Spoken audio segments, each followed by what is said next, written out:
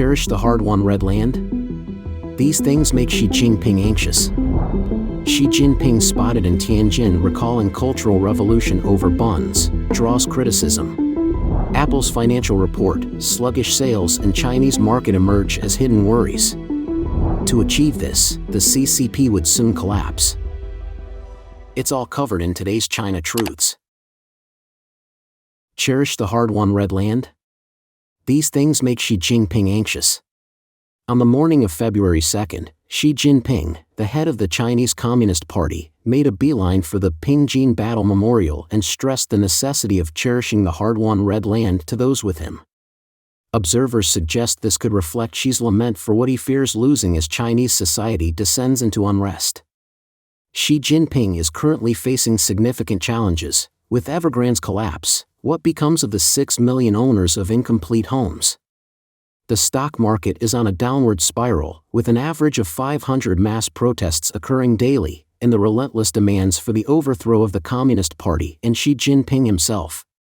Even the party's economic sage, Li Daokuei, has openly shared with the international press that she is feeling anxious, uneasy, and paranoid.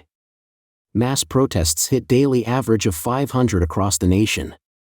Taiwan's central broadcasting station reported on February 2nd that mass protests in China have surged yearly, from several thousand to now at least 100,000 annually, estimating about 500 protests happening every day.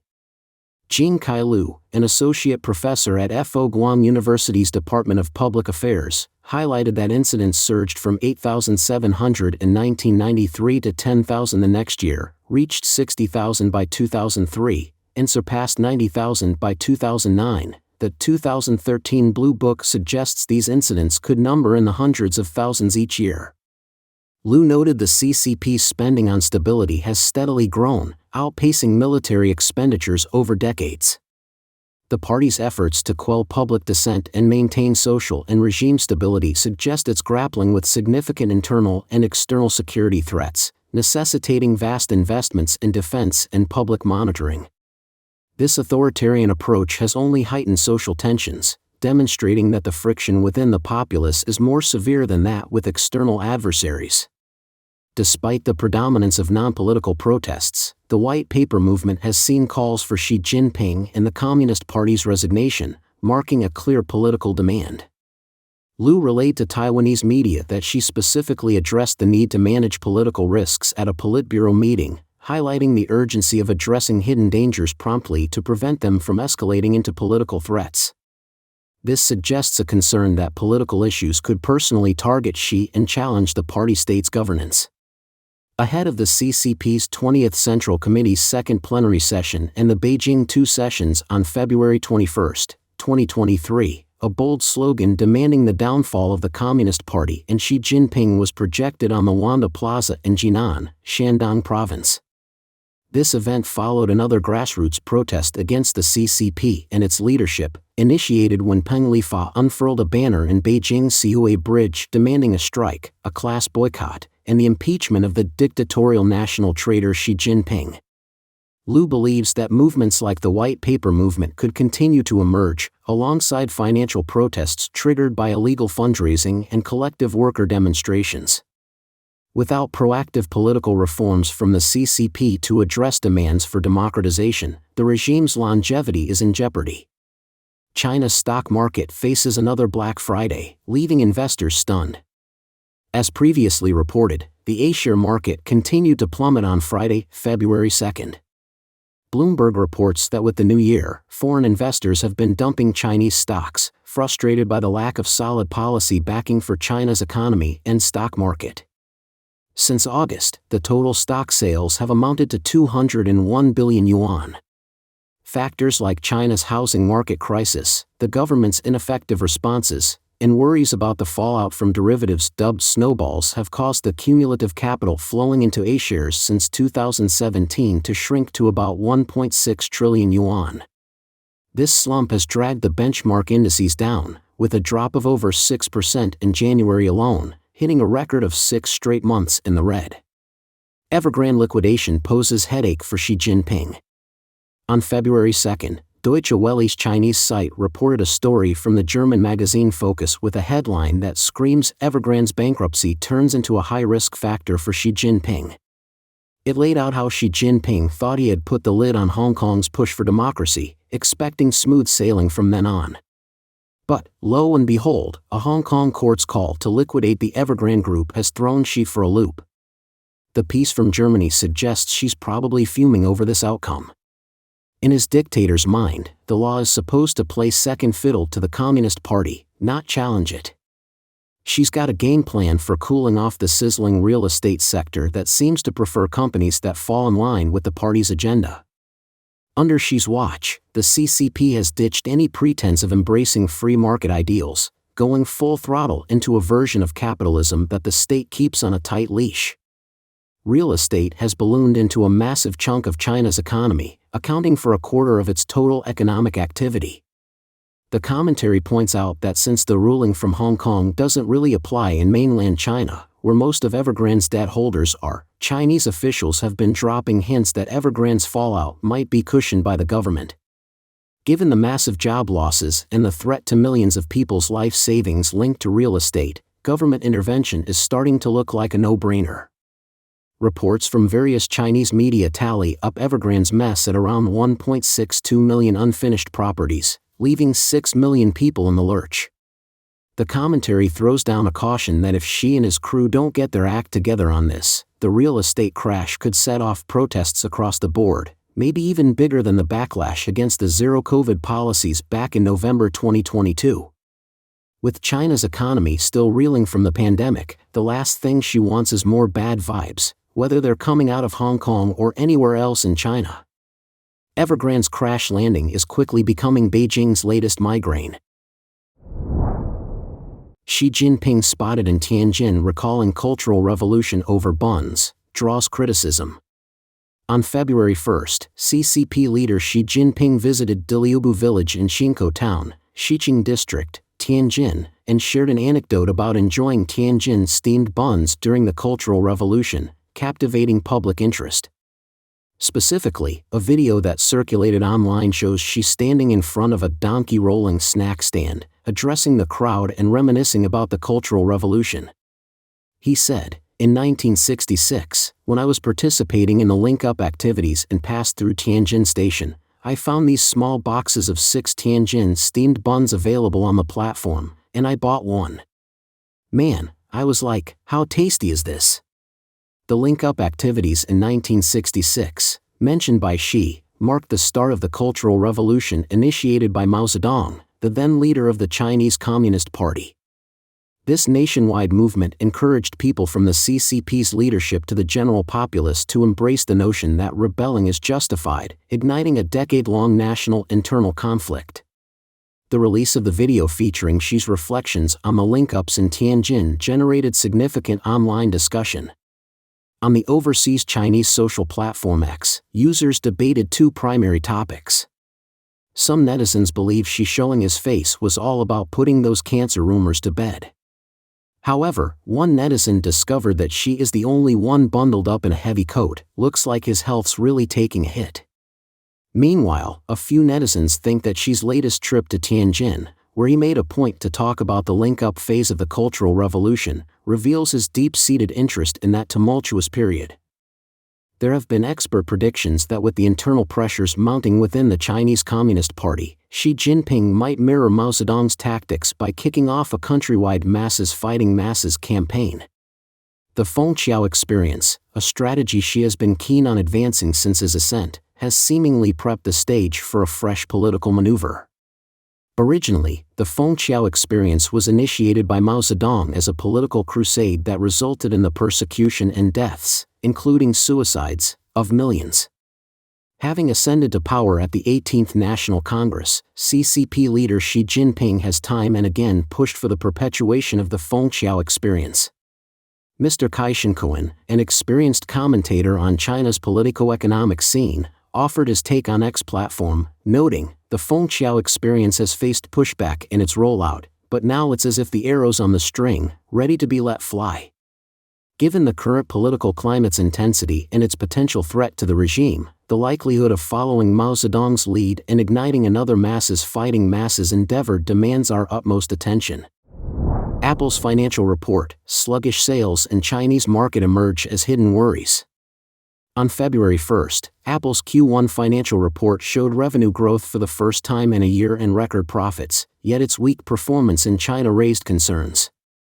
The Greater China region's revenue dropped by 13% to $20.8 billion, significantly below expectations and marking the lowest point since Q1 2020. Apple CEO Tim Cook noted a minor drop in iPhone sales in China, pointing to other factors for the decline. Counterpoint research indicated Apple's continued market leadership in China with a 20.2% share in Q4 2023, despite a 9% sales drop, attributed to Huawei's comeback, reduced consumer spending, and the Beijing government's apparent efforts to limit iPhone usage.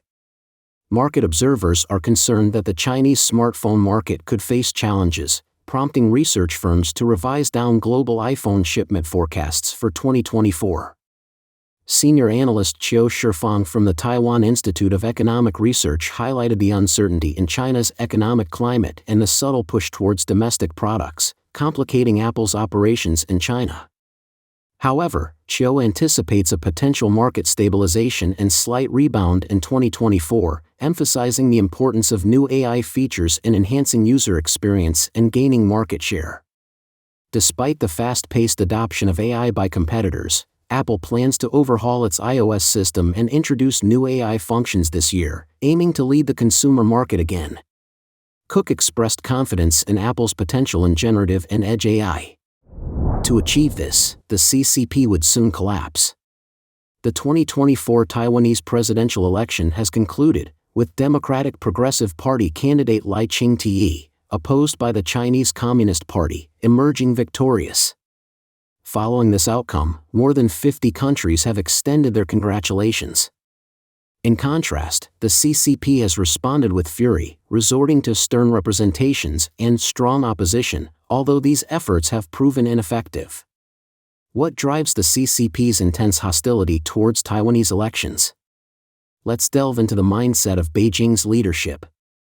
The biggest loser is fuming. During the 2024 Taiwanese presidential election, the CCP made extensive efforts to interfere, employing tactics such as issuing remote proclamations by Xi Jinping and the Taiwan Affairs Office, flying CCP rockets over Taiwan's south, incessant military harassment with jets, ships, and balloons, leveraging national security to scrutinize Foxconn and pressure its founder Terry Gou to withdraw from the race, inviting Taiwanese politicians to the mainland, and conducting online cognitive warfare, among others. Yet, all these interventions failed to achieve their goals. This wasn't the first instance of failure. In 2020, the CCP's extensive involvement in Taiwan's elections similarly ended without success. DPP presidential candidate Tsai Ing-wen was re-elected with an unprecedented 8.17 million votes. With DPP presidential candidates securing consecutive victories in 2016, 2020, and 2024, the CCP has suffered a series of humiliating defeats despite its continuous expressions of dissatisfaction and opposition. It's no wonder their frustration is palpable. If China held democratic elections, the CCP would collapse. Beyond just being poor sports, the CCP itself does not hold democratic elections and is intolerant of Taiwan's democratic process. Taiwanese and mainland Chinese share the same language and ethnicity. If Taiwan can hold democratic elections, why can't the mainland? Indeed, if that were the case, the CCP would be overthrown. In just over 30 years, Taiwan transformed from an authoritarian regime to a democracy, thanks to President Chiang Ching-kuo's open-minded leadership. The journey began in 1986 with the formation of the Democratic Progressive Party, DPP, and President Chiang's acceptance of political change. Reforms included lifting martial law, ending party bans, and electoral reform, paving the way for democratic elections. By 1988, Taiwan had press freedom, and President Chiang continued to dismantle authoritarian structures. In 1996, Taiwan held its first direct presidential election, solidifying its democracy. By 2024, it had conducted 8 such elections, establishing itself as a vibrant democracy in the Asia-Pacific region. Many in mainland China envy Taiwan's electoral system. On January 13, the day of the election, related topics became hot on Weibo, with the Taiwan election tag reaching up to 163.2 million views. After voting ended, numerous Chinese netizens jumped the firewall to watch vote counting on Taiwanese media channels online, sharing screenshots to update others. In contrast, CCP's official media remained silent with almost no coverage, and tags related to the Taiwan election were temporarily blocked on Weibo, with their popularity significantly suppressed once unblocked. A mainland netizen commented, "After all, there's no direct election in mainland China. The CCP does not conduct democratic elections in mainland China." As previously mentioned, aside from the authoritarian system, there's another crucial reason. The CCP was originally a foreign party, established under the influence of the Communist Party of Russia, Bolsheviks, with Soviet Union interests taking top priority. The founders of the CCP, including Marx, Engels, Lenin, and Stalin, were all foreigners. CCP members are often referred to as descendants of Marx and Lenin, rather than representing the Chinese people. Therefore, the CCP does not truly represent the Chinese population. If the Chinese people were to embrace open, fair, and just democratic elections like the people of Taiwan, the CCP elites who have been in power would be swiftly voted out, leading to the immediate collapse of the CCP. The world is currently witnessing a clash between freedom and democracy on one side and authoritarianism and extreme control on the other. Taiwan, a champion of democracy, has become a shining example for the Chinese-speaking world. Its economy has reached the status of developed nations, and universal values are deeply ingrained in its society. After 75 years of authoritarian rule by the CCP, Chinese politics have become opaque, the mainland's economy is on the brink of collapse, and a party culture rooted in fake, evil, and fight prevails. The striking difference between Taiwan's freedom and democracy and the CCP's authoritarian rule is undeniable. The CCP couldn't tolerate this situation, and as a result, it resorted to aggressive actions against Taiwan and, in a self-deceptive manner, propagated stern representations and strong opposition on the global stage. Don't forget to leave a comment in the section below to share your opinions on today's topic with us. Make sure to like and subscribe to see more interesting topics from China Truths.